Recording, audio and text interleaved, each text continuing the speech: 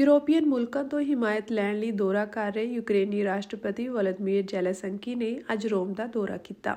ਉਨ੍ਹਾਂ ਸਪਸ਼ਟ ਕੀਤਾ ਕਿ ਉਹ ਯੂਕਰੇਨ ਦਾ ਕੋਈ ਵੀ ਇਲਾਕਾ ਰੂਸ ਦੇ ਸਪੁਰਦ ਨਹੀਂ ਕਰਨਗੇ। ਅਮਰੀਕੀ ਰਾਸ਼ਟਰਪਤੀ ਡੋਨਾਲਡ ਟਰੰਪ ਵੱਲੋਂ ਪੇਸ਼ ਸ਼ਾਂਤੀ ਯੋਜਨਾ ਵਿੱਚ ਯੂਕਰੇਨ ਦੇ ਕੁਝ ਇਲਾਕੇ ਰੂਸ ਹਵਾਲੇ ਕਰਨ ਦੀ ਤਜਵੀਜ਼ ਹੈ। ਟਰੰਪ ਲਗਾਤਾਰ ਜ਼ੈਲੈਂਸਕੀ ਤੇ ਸ਼ਾਂਤੀ ਯੋਜਨਾ ਮੰਨਣ ਲਈ ਦਬਾਅ ਪਾ ਰਹੇ ਹਨ।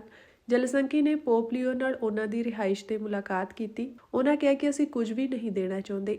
ਅਮਰੀਕੀ ਅੱਜ ਹੀ ਸਮਝੌਤਾ ਕਰਵਾਉਣਾ ਚਾਹੁੰਦੇ ਹਨ। ਬਿਨਾਂ ਸ਼ੱਕ ਰੂਸ ਦਬਾਅ ਪਾ ਰਿਹਾ ਹੈ ਕਿ ਅਸੀਂ ਆਪਣੇ ਇਲਾਕੇ ਛੱਡੀਏ, ਪਰ ਯੂਕਰੇਨੀ ਕਾਨੂੰਨ ਤੇ ਸੰਵਿਧਾਨ ਮੁਤਾਬਕ ਮੇਰੇ ਕੋਲ ਅਜਿਹੇ ਅਖਤਿਆਰ ਨਹੀਂ ਹਨ ਅਤੇ ਨਾ ਹੀ ਕੋਈ ਨੈਤਿਕ ਹੱਕ ਹੈ। ਉਧਰ ਸੋਮਵਾਰ ਨੂੰ ਬਰਤਾਨੀਆ ਦੇ ਪ੍ਰਧਾਨ ਮੰਤਰੀ ਕੀਰ ਸਟਾਰਮਰ, ਫਰਾਂਸੀਸੀ ਰਾਸ਼ਟਰਪਤੀ ਇਮੈਨੂਅਲ ਮੈਕਰੋਂ ਅਤੇ ਜਰਮਨੀ ਦੇ ਚਾਂਸਲਰ ਫਰੈਡਰਿਕ ਮਰਜ਼ ਨੇ ਜ਼ੈਲੈਂਸਕੀ ਨਾਲ ਮੁਲਾਕਾਤ ਕਰਕੇ ਉਨ੍ਹਾਂ ਨੂੰ ਹਿਮਾਇਤ ਦਿੱਤੀ। ਇਸ ਦੌਰਾਨ ਰੂਸ ਨੇ ਯੂਕਰੇਨ ਤੇ 110 ਡਰੋਨ ਦਾਗੇ, ਜਿਨ੍ਹਾਂ ਵਿੱਚੋਂ 84 ਖੁੰਡ ਦਿੱਤੇ ਗਏ। ਯੂਕਰੇਨ ਦੇ ਊਰਜਾ ਪਲਾਂਟਾਂ ਤੇ ਹਮਲਿਆਂ ਕਾਰਨ ਕਈ ਖਿੱਤਿਆਂ ਵਿੱਚ ਬਲੈਕਆਊਟ ਰਿਹਾ। ਯੂਕਰੇਨ ਨੇ ਵੀ ਰੂਸ ਤੇ ਡਰੋਨ ਹਮਲੇ ਕੀਤੇ, ਜਿਨ੍ਹਾਂ ਵਿੱਚੋਂ ਰੂਸੀ ਹਵਾਈ ਫੌਜ ਨੇ 121 ਡਰੋਨ ਸੁੱਟ ਲਏ।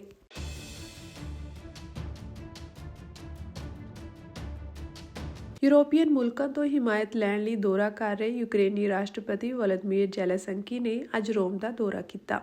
ਉਨ੍ਹਾਂ ਸਪਸ਼ਟ ਕੀਤਾ ਕਿ ਉਹ ਯੂਕਰੇਨ ਦਾ ਕੋਈ ਵੀ ਇਲਾਕਾ ਰੂਸ ਦੇ ਸਪੁਰਦ ਨਹੀਂ ਕਰਨਗੇ। ਅਮਰੀਕੀ ਰਾਸ਼ਟਰਪਤੀ ਡੋਨਾਲਡ ਟਰੰਪ ਵੱਲੋਂ ਪੇਸ਼ ਸ਼ਾਂਤੀ ਯੋਜਨਾ ਵਿੱਚ ਯੂਕਰੇਨ ਦੇ ਕੁਝ ਇਲਾਕੇ ਰੂਸ ਹਵਾਲੇ ਕਰਨ ਦੀ ਤਜਵੀਜ਼ ਹੈ। ਟਰੰਪ ਲਗਾਤਾਰ ਜ਼ੈਲੈਂਸਕੀ ਤੇ ਸ਼ਾਂਤੀ ਯੋਜਨਾ ਮੰਨਣ ਲਈ ਦਬਾਅ ਪਾ ਰਹੇ ਹਨ। ਜ਼ੈਲੈਂਸਕੀ ਨੇ ਪੋਪ ਲੀਓ ਨਾਲ ਉਨ੍ਹਾਂ ਦੀ ਰਿਹਾਇਸ਼ ਤੇ ਮੁਲਾਕਾਤ ਕੀਤੀ। ਉਨ੍ਹਾਂ ਕਿਹਾ ਕਿ ਅਸੀਂ ਕੁਝ ਵੀ ਨਹੀਂ ਦੇਣਾ ਚਾਹੁੰਦੇ। ਅਮਰੀਕੀ ਅੱਜ ਹੀ ਸਮਝੌਤਾ ਕਰਵਾਉਣਾ ਚਾਹੁੰਦੇ ਹਨ।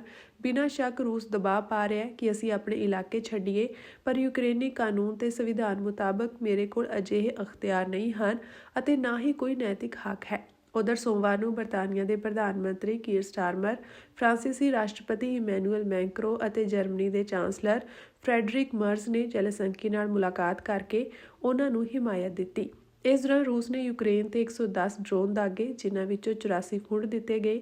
ਯੂਕਰੇਨ ਦੇ ਊਰਜਾ ਪਲਾਂਟਾਂ ਤੇ ਹਮਲਿਆਂ ਕਾਰਨ ਕਈ ਖਿੱਤਿਆਂ ਵਿੱਚ ਬਲੈਕਆਊਟ ਰਿਹਾ। ਯੂਕਰੇਨ ਨੇ ਵੀ ਰੂਸ ਤੇ ਡਰੋਨ ਹਮਲੇ ਕੀਤੇ, ਜਿਨ੍ਹਾਂ ਵਿੱਚੋਂ ਰੂਸੀ ਹਵਾਈ ਫੌਜ ਨੇ 121 ਡਰੋਨ ਸੁੱਟ ਲਏ।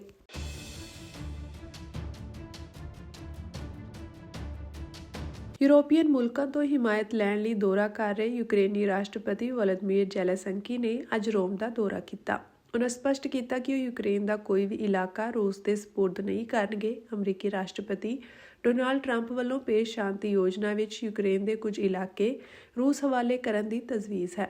ਟਰੰਪ ਲਗਾਤਾਰ ਜ਼ੈਲੈਂਸਕੀ ਤੇ ਸ਼ਾਂਤੀ ਯੋਜਨਾ ਮੰਨਣ ਲਈ ਦਬਾਅ ਪਾ ਰਹੇ ਹਨ। ਜ਼ੈਲੈਂਸਕੀ ਨੇ ਪੋਪ ਲੀਓ ਨਾਲ ਉਨ੍ਹਾਂ ਦੀ ਰਿਹਾਇਸ਼ ਤੇ ਮੁਲਾਕਾਤ ਕੀਤੀ। ਉਨ੍ਹਾਂ ਕਿਹਾ ਕਿ ਅਸੀਂ ਕੁਝ ਵੀ ਨਹੀਂ ਦੇਣਾ ਚਾਹੁੰਦੇ। ਅਮਰੀਕੀ ਅੱਜ ਹੀ ਸਮਝੌਤਾ ਕਰਵਾਉਣਾ ਚਾਹੁੰਦੇ ਹਨ। ਬਿਨਾਂ ਸ਼ੱਕ ਰੂਸ ਦਬਾਅ ਪਾ ਰਿਹਾ ਹੈ ਕਿ ਅਸੀਂ ਆਪਣੇ ਇਲਾਕੇ ਛੱਡੀਏ, ਪਰ ਯੂਕਰੇਨੀ ਕਾਨੂੰਨ ਤੇ ਸੰਵਿਧਾਨ ਮੁਤਾਬਕ ਮੇਰੇ ਕੋਲ ਅਜਿਹੇ ਅਖਤਿਆਰ ਨਹੀਂ ਹਨ ਅਤੇ ਨਾ ਹੀ ਕੋਈ ਨੈਤਿਕ ਹੱਕ ਹੈ। ਉਧਰ ਸੋਮਵਾਰ ਨੂੰ ਬਰਤਾਨੀਆ ਦੇ ਪ੍ਰਧਾਨ ਮੰਤਰੀ ਕੀਰ ਸਟਾਰਮਰ, ਫਰਾਂਸੀਸੀ ਰਾਸ਼ਟਰਪਤੀ ਇਮੈਨੂਅਲ ਮੈਕਰੋਂ ਅਤੇ ਜਰਮਨੀ ਦੇ ਚਾਂਸਲਰ ਫਰੈਡਰਿਕ ਮਰਜ਼ ਨੇ ਜ਼ੈਲੈਂਸਕੀ ਨਾਲ ਮੁਲਾਕਾਤ ਕਰਕੇ ਉਨ੍ਹਾਂ ਨੂੰ ਹਿਮਾਇਤ ਦਿੱਤੀ। ਇਸ ਦੌਰਾਨ ਰੂਸ ਨੇ ਯੂਕਰੇਨ ਤੇ 110 ਡਰੋਨ ਦਾਗੇ, ਜਿਨ੍ਹਾਂ ਵਿੱਚੋਂ 84 ਖੁੰਡ ਦਿੱਤੇ ਗਏ।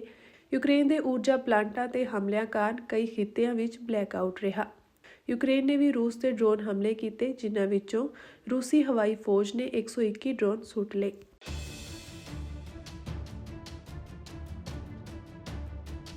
ਯੂਰੋਪੀਅਨ ਮੁਲਕਾਂ ਤੋਂ ਹਿਮਾਇਤ ਲੈਣ ਲਈ ਦੌਰਾ ਕਰ ਰਹੇ ਯੂਕਰੇਨੀ ਰਾਸ਼ਟਰਪਤੀ ਵੋਲੋਦੀਮੀਰ ਜ਼ੈਲੈਂਸਕੀ ਨੇ ਅੱਜ ਰੋਮ ਦਾ ਦੌਰਾ ਕੀਤਾ।